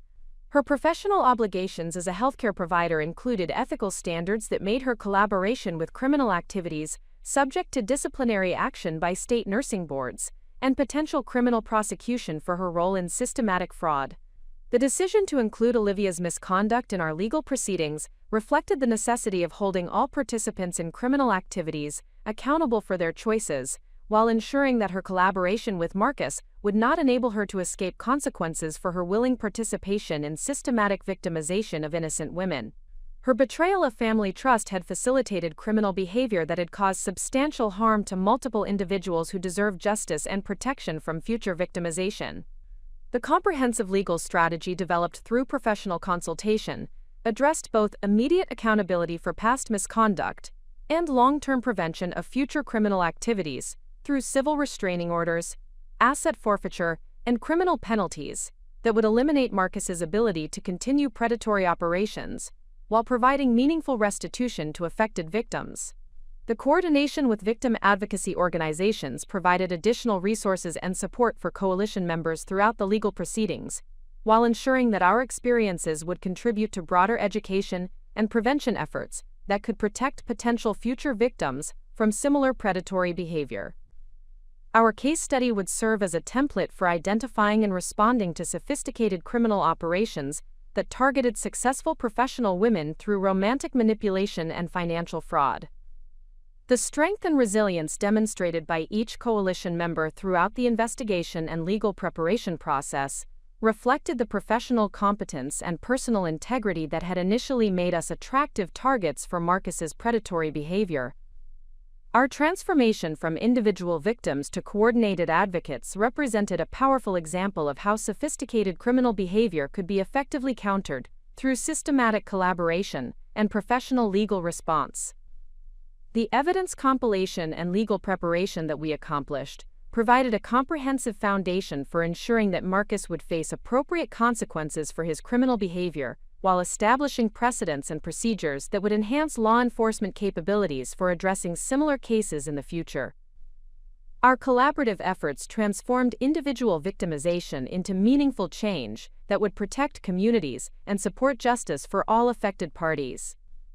The professional recognition that our investigation received from law enforcement agencies and legal professionals validated the thoroughness and quality of our work, while confirming that collaborative victim response could achieve results that individual efforts might not accomplish. Our case demonstrated that sophisticated predatory behavior could be effectively countered through strategic coordination, professional investigation, and comprehensive legal action that addressed both accountability and prevention. The transformation from personal betrayal to professional advocacy represented the ultimate demonstration of how individual strength and professional competence could be leveraged to create meaningful change that extended far beyond personal interests to encompass community protection and criminal justice reform that would benefit future generations of potential victims. The preparation for confronting Marcus and Olivia required strategic coordination that would maximize the impact of our evidence presentation while ensuring the safety and protection of all coalition members throughout the process. The comprehensive documentation compiled through professional investigation provided multiple options for presenting our findings, ranging from private confrontation designed to secure cooperation and restitution, to public exposure that would prevent future victimization while ensuring appropriate consequences for their criminal behavior. The tactical planning sessions conducted with our legal team and investigative professionals focused on developing a confrontation strategy that would accomplish several critical objectives simultaneously. The primary goal involved securing Marcus's admission of guilt and cooperation with law enforcement authorities in exchange for negotiated plea arrangements that would provide maximum restitution to victims, while ensuring substantial penalties that would prevent future predatory activities. Secondary objectives included documenting his complete criminal operations and identifying any additional victims or accomplices who had not been discovered through our independent investigation. The decision to conduct the initial confrontation in a controlled environment with legal representation present reflected our recognition that Marcus possessed sophisticated manipulation skills and extensive experience in managing crisis situations that threatened his criminal operations. The presence of federal authorities and legal counsel would prevent him from employing psychological manipulation techniques that had enabled him to maintain control over previous victims, while ensuring that any statements or admissions would be properly documented for prosecution purposes. The coordination with federal authorities required precise timing and communication protocols that would enable law enforcement personnel to monitor the confrontation while maintaining the appearance of a private meeting that might encourage Marcus to provide information he would not disclose during formal interrogation procedures. The FBI financial crimes investigators expressed confidence that our confrontation strategy would yield valuable intelligence about his complete criminal network, while providing evidence that would support comprehensive prosecution efforts. The preparation for confronting Olivia involved additional complexity due to her family relationship and professional obligations that created competing interests and emotional complications for our strategic planning. The evidence of her willing participation in criminal activities necessitated treating her as an accomplice rather than simply another victim, while acknowledging that her cooperation might provide valuable intelligence about Marcus's operations and enable more effective prosecution of his criminal enterprise. The legal analysis of Olivia's liability revealed that her nursing license and professional credentials were subject to disciplinary action based on her participation in fraudulent activities, regardless of the outcome of criminal proceedings against Marcus. The state nursing board regulations included ethical standards that prohibited collaboration with criminal enterprises and required healthcare professionals to maintain integrity in all personal and professional relationships that might affect their competence and reliability as medical practitioners. The family dynamics surrounding Olivia's confrontation required consultation with professional counselors who specialized in addressing betrayal within family relationships while maintaining focus on accountability and justice, rather than allowing emotional manipulation to compromise our strategic objectives. The potential for family pressure to minimize her misconduct or seek forgiveness that would prevent appropriate consequences needed to be addressed through clear communication about the criminal nature of her behavior and the necessity of legal accountability. The evidence presentation strategy developed for Marcus's confrontation involved a systematic revelation of documented facts that would demonstrate the comprehensive nature of our investigation, while preventing him from developing effective counter-narratives or deflection strategies. The timeline of evidence presentation was designed to build psychological pressure that would encourage cooperation, while maintaining legal and ethical standards that would ensure admissibility of any statements or admissions in subsequent legal proceedings. The initial phase of confrontation focused on presenting evidence of his false identity and previous criminal behavior that established the systematic nature of his predatory operations, while demonstrating that our investigation had uncovered information he believed was permanently concealed. The documentation of his Massachusetts divorce proceedings and restraining orders would immediately establish that his current relationships were based on fraudulent representations about his background and availability for legitimate romantic commitment. The second phase involved presenting evidence of his simultaneous relationships with multiple women, including detailed financial documentation that proved systematic fraud and theft from each victim. The comprehensive nature of this evidence would demonstrate that our coalition possessed complete knowledge of his criminal operations and that denial or minimization strategies would be ineffective given the scope of documentation we had compiled through professional investigation. The third phase focused on presenting evidence of his financial operations and money laundering activities that would establish the criminal enterprise aspects of his behavior, while demonstrating that federal authorities possessed jurisdiction and interest in prosecuting his case. The complexity of his financial fraud would make clear that he faced serious federal charges that carried substantial penalties, creating incentives for cooperation with law enforcement authorities. The final phase involved presenting evidence of his planned relocation and expansion of criminal operations that would demonstrate flight risk and ongoing danger to potential future victims. This evidence would support detention pending trial while establishing that his criminal behavior represented a continuing threat that required immediate intervention by law enforcement authorities with appropriate resources and jurisdiction. The preparation for Olivia's confrontation required separate strategic considerations that acknowledged her nursing profession and family relationships while maintaining focus on her criminal liability and the necessity of accountability for her willing participation in systematic fraud. The evidence of her collaboration with Marcus's deception needed to be presented in ways that acknowledged her professional responsibilities, while demonstrating that her behavior had violated both legal and ethical standards that governed her healthcare profession. The documentation of Olivia's financial contributions to Marcus's criminal operations provided clear evidence of her willing participation in fraudulent activities that extended beyond simple romantic manipulation to encompass active collaboration in schemes designed to victimize innocent women.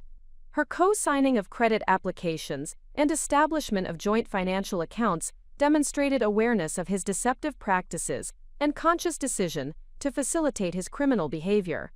The evidence of her use of professional credentials to enhance Marcus's credibility with potential victims represented a particularly serious violation of nursing ethical standards that required reporting to state regulatory authorities, regardless of criminal prosecution outcomes. Her position as a healthcare professional created special obligations for maintaining integrity and trustworthiness that made her collaboration with criminal activities particularly damaging to professional standards and public trust.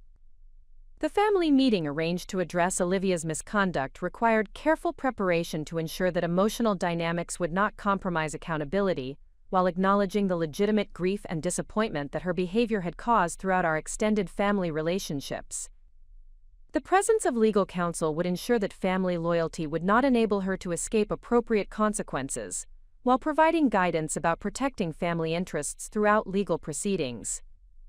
The coordination between criminal confrontation and civil litigation strategies required precise timing that would maximize recovery opportunities while supporting prosecution efforts and ensuring that Marcus's assets could not be concealed or transferred to avoid restitution obligations. The complexity of his financial operations necessitated immediate action to secure assets through legal proceedings that would prevent him from liquidating resources that belonged to victims through rights of restitution and civil judgment. The media strategy developed in consultation with public relations professionals focused on education and prevention rather than sensationalism, emphasizing the sophisticated nature of predatory operations that targeted successful professional women through romantic manipulation and identity fraud. The goal involved raising public awareness about warning signs and protective strategies that could prevent future victimization while respecting victim privacy and maintaining focus on accountability rather than personal drama. The victim advocacy coordination ensured that our confrontation strategy would contribute to broader educational and prevention efforts that could benefit other potential victims while providing support resources for coalition members throughout legal proceedings that might continue for extended periods.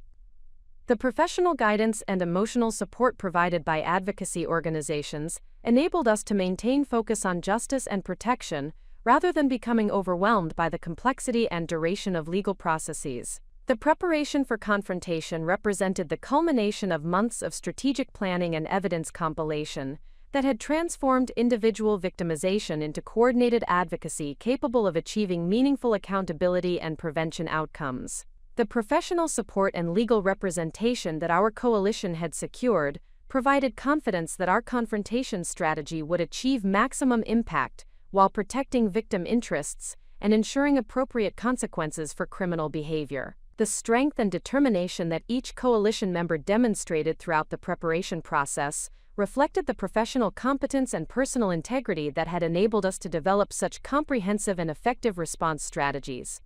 Our transformation from isolated victims to coordinated advocates represented a powerful example of how sophisticated criminal behavior could be effectively countered through systematic collaboration and professional strategic planning that prioritized accountability and prevention over personal revenge or emotional satisfaction. The confrontation with Marcus Richardson was scheduled to occur at the downtown Hartford office of our legal representation on a Tuesday morning in November, precisely 6 weeks after my initial discovery of his relationship with Olivia, and 3 weeks following the completion of our comprehensive investigation and evidence compilation. The controlled environment provided optimal conditions for documenting his responses, while ensuring that federal authorities could monitor proceedings and intervene if necessary to protect coalition members or secure additional evidence of criminal activity. The conference room at Peterson & Associates reflected the serious nature of our proceedings while maintaining the professional atmosphere necessary for productive negotiations and evidence presentation. Floor-to-ceiling windows overlooked the Connecticut River, while the mahogany table and leather chairs conveyed the gravity of legal proceedings that would determine the trajectory of multiple criminal and civil cases affecting numerous victims across several states. Marcus arrived at the appointed time accompanied by criminal defense counsel he had retained upon learning that federal authorities were investigating his activities. Though his legal representation appeared to underestimate the scope of evidence that our coalition had compiled and the comprehensive nature of law enforcement interest in his case, his confident demeanor suggested that he maintained belief in his ability to manipulate the situation and minimize consequences through charm and selective disclosure of information. The initial presentation of evidence began with documentation of his true identity and criminal background, including certified copies of divorce proceedings from Massachusetts that revealed his previous marriage and the restraining orders filed by his former wife. The systematic revelation of facts he believed were permanently concealed created immediate psychological pressure, while establishing that our investigation had penetrated his carefully constructed false identity with thoroughness that eliminated opportunities for denial or minimization. Marcus's initial response involved attempts to characterize his previous legal difficulties as misunderstandings and mutual relationship conflicts that had been resolved through appropriate legal channels. His explanation suggested that divorce proceedings often involve allegations that do not reflect actual misconduct, and that restraining orders represented temporary protective measures rather than findings of actual wrongdoing or criminal behavior. The second phase of evidence presentation focused on documenting his simultaneous relationships with coalition members through financial records, communication histories, and photographic evidence that proved systematic deception over extended periods. The comprehensive documentation of coordinated scheduling, false representations about availability, and financial exploitation of multiple women simultaneously created an undeniable pattern of predatory behavior that could not be explained through innocent justifications. The financial analysis presented during this phase revealed the sophisticated money laundering operations and credit fraud schemes that had enabled Marcus to maintain his affluent lifestyle while avoiding legitimate employment or honest income generation. Bank records, credit applications, and investment documentation demonstrated systematic theft from romantic partners, combined with identity manipulation, that enabled access to financial resources under false pretenses across multiple jurisdictions. Marcus's defense strategy evolved from denial to minimization, as the scope of evidence made complete contradiction impossible given the thoroughness of professional investigation and documentation.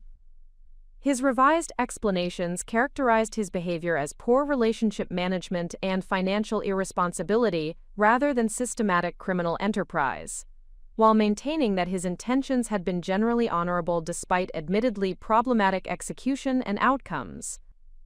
The presentation of evidence regarding his planned relocation to Florida and establishment of international operations provided clear demonstration of ongoing criminal intent and flight risk that supported federal detention pending trial. Documentation of his research into offshore banking regulations and international fraud prosecution procedures revealed sophisticated planning for expanding his criminal enterprise beyond United States jurisdiction while continuing to exploit existing relationships through long-distance communication. The federal authorities monitoring the proceedings intervened at this point to place Marcus under arrest based on the evidence presented and his obvious flight risk, while his defense counsel attempted to negotiate cooperation agreements that might reduce potential penalties in exchange for complete disclosure of his criminal operations and assistance with identifying additional victims and accomplices who had not been discovered through our independent investigation. The arrest proceedings provided immediate validation of our investigative work while ensuring that Marcus could not continue his predatory activities or attempt to flee jurisdiction to avoid prosecution.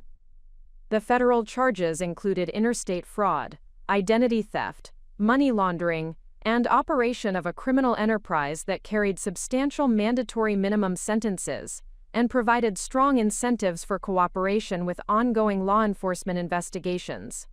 The coordination with Olivia's confrontation occurred simultaneously at our family home in Millbrook, where our parents had requested that she meet with family members and legal counsel to address her involvement in Marcus's criminal activities and determine appropriate responses that would protect family interests, while ensuring accountability for her misconduct and collaboration with systematic fraud operations. The family meeting began with my presentation of evidence documenting Olivia's willing participation in Marcus's deception schemes, including financial records that proved her knowledge of his fraudulent activities and her active collaboration in creating false legitimacy for his criminal operations. The documentation of joint financial accounts, coordinated scheduling, and her use of professional credentials to enhance his credibility provided clear evidence of conscious participation rather than simple victimization.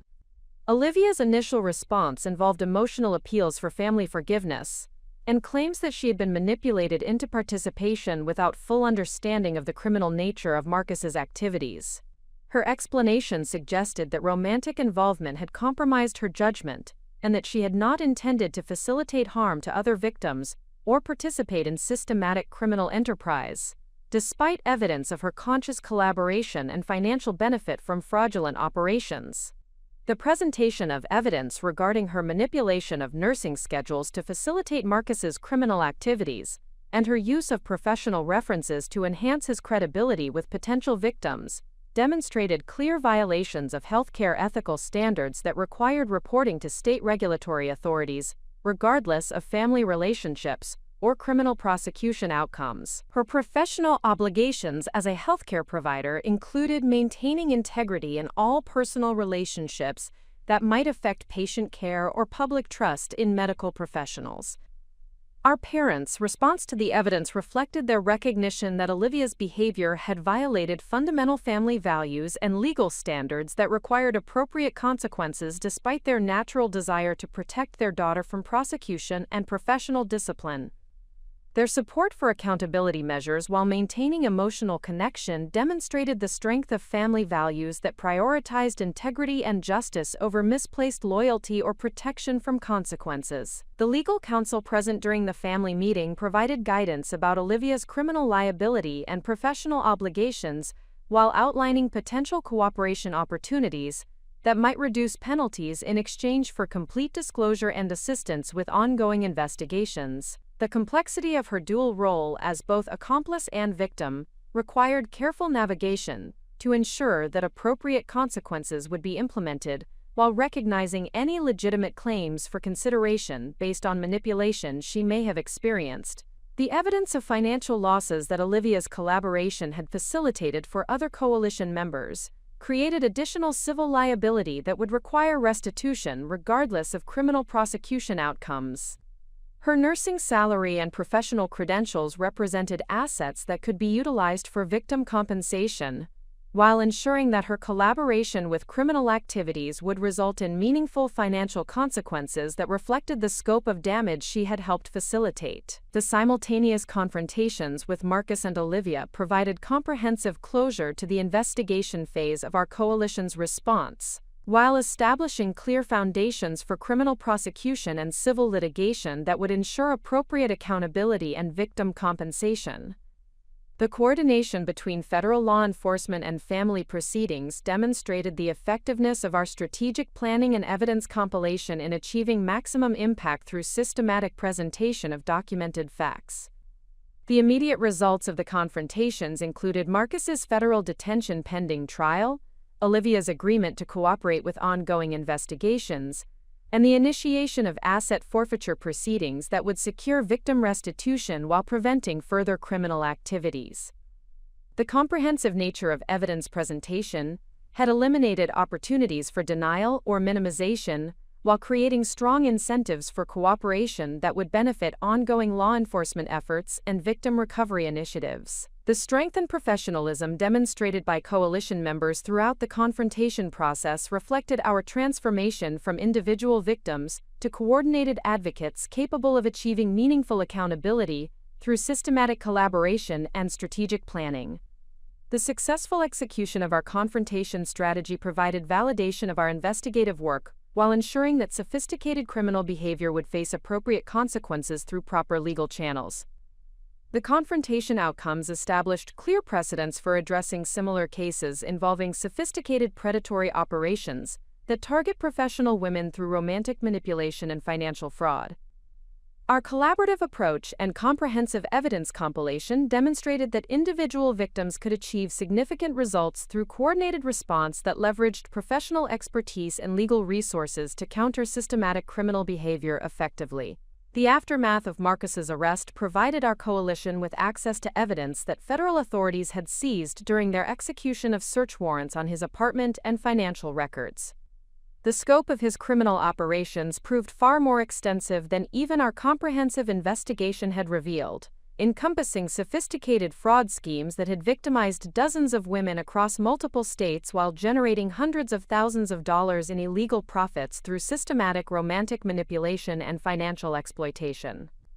The federal investigation had uncovered a meticulously organized filing system that Marcus maintained in a secure storage facility, containing detailed profiles of current and potential victims that included financial information, psychological assessments, and strategic plans for maximizing exploitation opportunities while minimizing detection risks.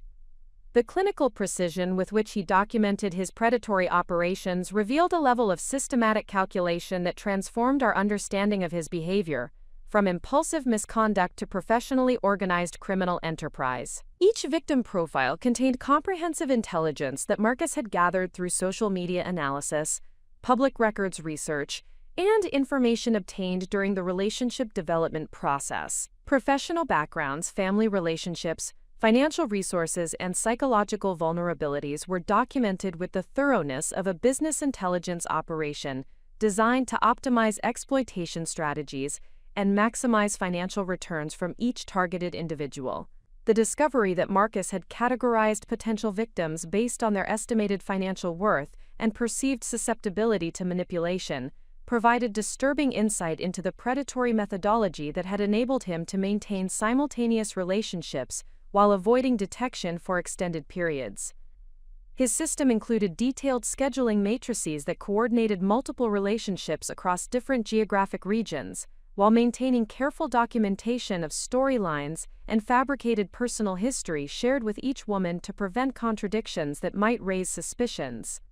The photographic evidence seized from his storage facility included documentation of romantic encounters with numerous women who had believed they were in exclusive relationships with Marcus during periods when he was simultaneously involved with multiple other targets. The systematic photography appeared designed to serve as trophies of his successful manipulation while providing potential blackmail material that could be used to maintain control over victims who might threaten to expose his operations. The most shocking discovery involved a detailed wedding planning portfolio that revealed Marcus had been simultaneously planning marriages to 3 different women during the same time period when he was engaged to me and conducting his secret relationship with Olivia.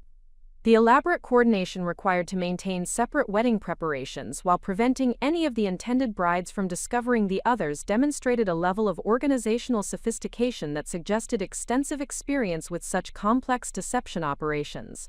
Each planned wedding involved different venues, dates, and vendor arrangements that had been carefully scheduled to avoid conflicts, while maintaining the illusion of exclusive commitment to each prospective bride. The financial analysis revealed that Marcus had been collecting deposits and down payments from all 3 women, while maintaining separate joint accounts that would provide him with substantial resources, regardless of which marriages he ultimately intended to complete or abandon based on changing circumstances and opportunities. The documentation revealed that I had been designated as his primary financial target due to my successful consulting practice and established professional network that provided access to affluent social circles and business opportunities. Olivia's recruitment into his operation had been a calculated strategy designed to enhance his credibility within our family network, while providing insider intelligence about my financial resources and relationship vulnerabilities that could be exploited for maximum advantage. The evidence suggested that Marcus had never intended to complete our marriage, but had planned to extract maximum financial benefit through wedding-related expenses, joint account access, and credit arrangements before disappearing with accumulated resources and establishing similar operations in different geographic regions under new identities. The systematic nature of his planning included detailed exit strategies that would enable him to liquidate assets and relocate before victims could coordinate responses, or law enforcement could initiate comprehensive investigations.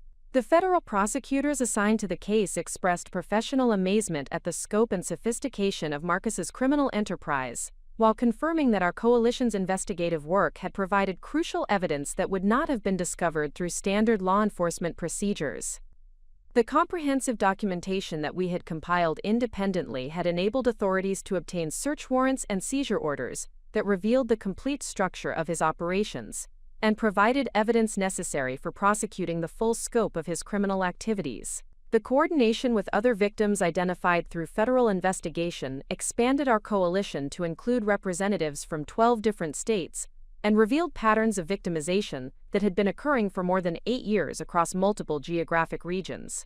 The expanded coalition provided additional resources and expertise while demonstrating that systematic predatory behavior could be effectively countered through coordinated victim response that leveraged collective intelligence and legal resources. The evidence analysis revealed that Marcus had been planning to franchise his predatory operations by recruiting accomplices who would implement similar schemes in different regions, while sharing profits and intelligence about effective manipulation techniques and victim selection criteria. The business model he had developed treated romantic fraud as a scalable enterprise that could be expanded through careful recruitment and training of additional perpetrators who would operate under his guidance and coordination. The discovery of detailed training materials that Marcus had developed for potential accomplices provided insight into the systematic methodology that had enabled his success, while revealing his intention to expand operations beyond what individual effort could accomplish. The materials included psychological manipulation techniques, identity creation procedures, and financial fraud methods that represented a comprehensive curriculum for training professional romantic predators. The evidence of Olivia's deeper involvement in his operations revealed that she had progressed beyond simple collaboration to active recruitment of additional potential victims from her professional network at the hospital. Her access to successful healthcare professionals and their personal information had provided Marcus with a targeted pool of potential victims who possessed the financial resources and professional credibility that made them attractive targets for his sophisticated deception schemes. The investigation into Olivia's activities revealed that she had been conducting preliminary intelligence gathering on several nurses and physicians at her workplace, collecting information about their relationship status, financial circumstances, and personal vulnerabilities that could be exploited through romantic manipulation. Her professional position had provided her with access to personal information and trust relationships that Marcus intended to leverage for expanding his victim pool within the healthcare professional community.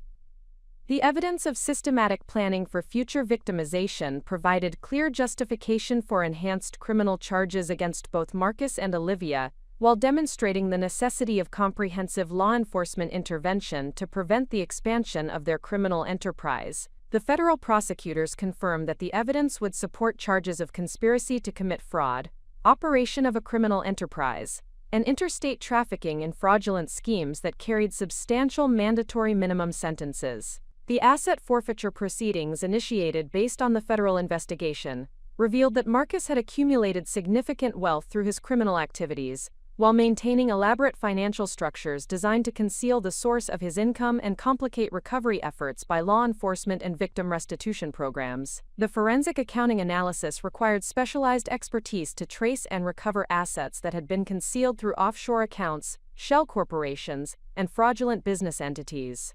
The recovery of photographic evidence from Marcus's storage facility provided our coalition with documentation that would serve as the foundation for one of the most dramatic elements of our response strategy. Among the seized materials were professional quality photographs from what appeared to be a wedding ceremony involving Marcus and an unidentified woman, complete with formal attire, ceremony decorations, and celebration documentation that suggested he had actually married another victim, while maintaining his engagement to me and relationship with Olivia. The wedding photographs represented evidence of bigamy and marriage fraud that carried additional federal penalties while providing our coalition with powerful documentation that could be used to locate and warn his legal wife about the criminal behavior that had placed her marriage and financial security at risk. The systematic analysis of the photographic evidence would enable us to identify the location and approximate date of the ceremony, while providing crucial information for locating additional victims who required immediate protection and notification.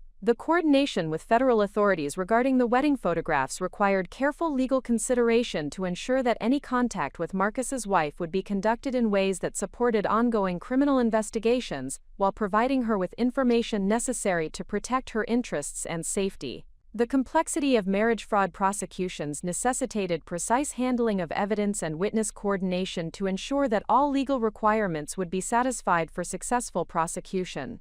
The transformation of our investigation from personal betrayal response to comprehensive criminal justice collaboration demonstrated the power of systematic victim coordination in addressing sophisticated predatory behavior that might otherwise continue undetected and unchallenged. The evidence compilation and legal coordination that our coalition had accomplished provided a template for addressing similar cases while ensuring that individual strength and professional competence could be leveraged to create meaningful accountability and protection for entire communities of potential victims. The photographic evidence retrieved from Marcus's storage facility required comprehensive analysis to identify the location, date, and participants in what appeared to be a legitimate wedding ceremony that had occurred while he maintained active relationships with multiple coalition members. The professional quality of the photography and formal nature of the ceremony suggested that Marcus had convinced another victim to enter into marriage under the same fraudulent circumstances that had characterized all of his romantic relationships, creating additional criminal liability for bigamy and marriage fraud, while placing an innocent woman at significant legal and financial risk. The systematic examination of the wedding photographs revealed crucial details that would enable our coalition to locate Marcus's wife and provide her with information necessary to protect her interests while supporting ongoing criminal investigations. The venue appeared to be an upscale resort in the Berkshire Mountains of western Massachusetts, with distinctive architectural features and landscaping that would enable precise identification through professional investigative resources and local venue research. The formal attire and ceremonial elements visible in the photograph suggested that the wedding had been conducted according to traditional religious or civil procedures that would have required legal documentation and official record-keeping that could be accessed through appropriate legal channels. The presence of guests and professional photography indicated that Marcus had invested substantial resources in creating a convincing facade of legitimate marriage while maintaining his predatory operations in other geographic regions. The temporal analysis of the photographic evidence suggested that the ceremony had occurred approximately 14 months before my discovery of his relationship with Olivia, during a period when he had been actively pursuing relationships with at least 3 other coalition members, while claiming to be recovering from a difficult divorce and preparing to rebuild his romantic life with appropriate caution and commitment to finding lasting partnership. The coordination with federal authorities regarding investigation of the marriage records required careful legal procedures to ensure that any information gathered would be admissible in criminal proceedings while protecting the privacy rights of Marcus's wife until she could be properly informed about the criminal nature of her marriage and the legal implications of her involvement in his fraudulent activities. The complexity of marriage fraud prosecutions necessitated precise documentation and witness coordination to support comprehensive criminal charges. The professional investigation services retained by our coalition conducted extensive research into Massachusetts marriage records and Berkshire County venue registrations that identified the specific location and approximate date of the ceremony, while providing crucial information for locating Marcus's legal wife and developing appropriate strategies for initial contact that would protect her emotional welfare, while ensuring her cooperation with ongoing law enforcement investigations. The investigation revealed that Marcus had married Dr. Catherine Williams, a successful radiologist affiliated with Massachusetts General Hospital, who possessed substantial financial resources and professional credentials that had made her an attractive target for his sophisticated deception schemes. Her medical practice and hospital affiliations provided access to affluent social networks and professional connections that Marcus had likely intended to exploit for expanding his criminal operations within the healthcare community. Dr. Williams had purchased a substantial home in Lenox, Massachusetts, shortly after her marriage to Marcus, with financing arrangements that included his name on mortgage documents and property titles, despite his lack of legitimate income or assets that would qualify him for such significant financial obligations. The property acquisition represented additional evidence of financial fraud, while creating legal complications for asset recovery and victim restitution. that would require specialized legal expertise to address effectively. The background research into Dr. Williams's personal and professional circumstances revealed that she had recently completed a difficult divorce from her previous husband and had been seeking romantic partnership that would provide emotional stability and support for advancing her medical career while managing the complex demands of her specialized practice. Her vulnerability following divorce proceedings had made her susceptible to Marcus's manipulation techniques, while her financial success had provided him with access to resources that supported his continued criminal activities. The analysis of social media activity and professional networking profiles indicated that Dr. Williams believed she was in an exclusive and committed marriage with Marcus, while remaining unaware of his simultaneous relationships with multiple other women or his extensive criminal background and false identity. Her recent posts included references to shared travel experiences and future planning that suggested ongoing emotional investment in their relationship while providing Marcus with continued access to her financial resources and professional credibility. The strategic planning for initial contact with Dr. Williams required careful consideration of her emotional welfare and professional reputation while ensuring that she would receive accurate information about Marcus's criminal behavior in ways that would encourage cooperation with law enforcement authorities rather than defensive denial that might compromise ongoing investigations. The approach needed to acknowledge her legitimate grief and shock while providing clear evidence that would eliminate any doubt about the systematic nature of his deception. The coordination with federal authorities established that Dr. Williams's cooperation would be essential for comprehensive prosecution of marriage fraud charges, while her testimony and financial documentation would provide crucial evidence for asset forfeiture proceedings and victim restitution programs. The prosecutors confirmed that her legal status as a victim rather than accomplice would be protected, provided that she had not been aware of Marcus's criminal activities or his relationships with other women during their marriage. The development of evidence presentation materials for Dr. Williams required organizing our comprehensive documentation in formats that would clearly demonstrate the systematic nature of Marcus's predatory operations, while providing specific evidence of his simultaneous relationships and fraudulent representations about his background and availability for legitimate marriage. The presentation needed to be sufficiently detailed to eliminate doubt while remaining sensitive to her emotional state and professional obligations. The decision to include the wedding photographs in our evidence presentation reflected recognition that visual documentation would provide immediate and undeniable proof of the deception that had victimized Drive Williams, while demonstrating the calculated nature of Marcus's criminal operations. The photographs represented powerful evidence that would support criminal prosecution, while providing Dr. Williams with clear documentation of the fraudulent circumstances that had surrounded her marriage. The coordination between our coalition and Dr. Williams' contact required establishing communication protocols that would protect her privacy while ensuring that federal authorities could monitor interactions and provide legal guidance throughout the disclosure process.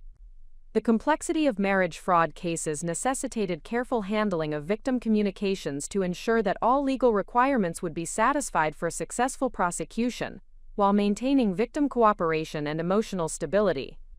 Up next, you've got two more standout stories right on your screen. If this one hit the mark, you won't want to pass these up. Just click and check them out. And don't forget to subscribe and turn on the notification bell so you don't miss any upload from us.